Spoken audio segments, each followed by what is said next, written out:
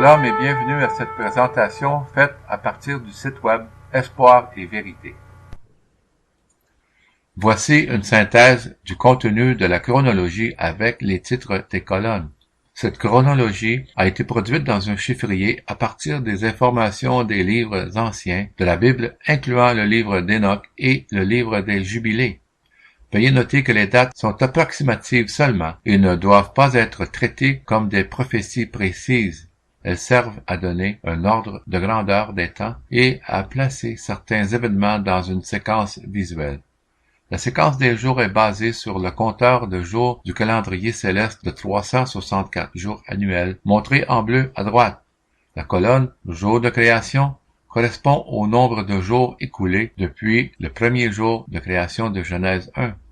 Ce nombre de jours est aussi calculé à l'aide du nombre d'années célestes écoulées et avec le nombre de jours écoulés dans l'année.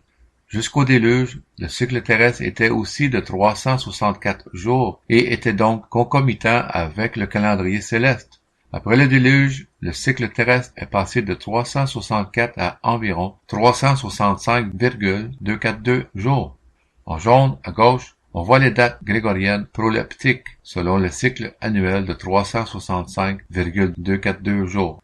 Ces dates grégoriennes seraient donc valides seulement après le déluge parce que le calendrier grégorien proleptique correspond exactement au cycle terrestre de 365,242 jours. Il est appelé proleptique parce qu'il est valide même avant sa mise en place en 1582. Il est utilisé dans cette chronologie parce qu'il est en usage et reconnaissable dans tout le monde. En vert, au centre, on voit les données du calendrier de 364 jours observées selon les règles d'Enoch dans le cycle terrestre actuel. Jusqu'au déluge, le calendrier selon Enoch correspond exactement au calendrier céleste puisque les deux étaient concomitants.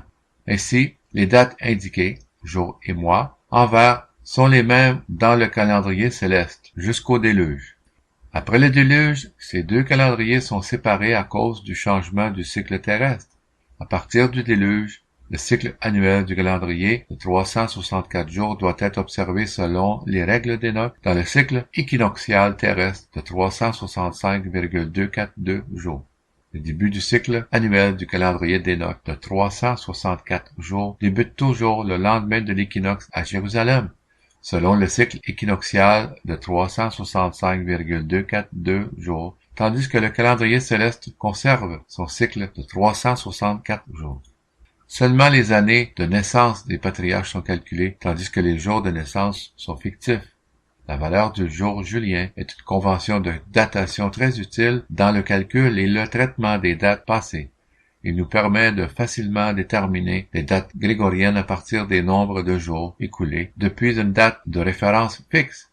Ainsi, chaque valeur du jour julien correspond à une date dans le calendrier julien et grégorien.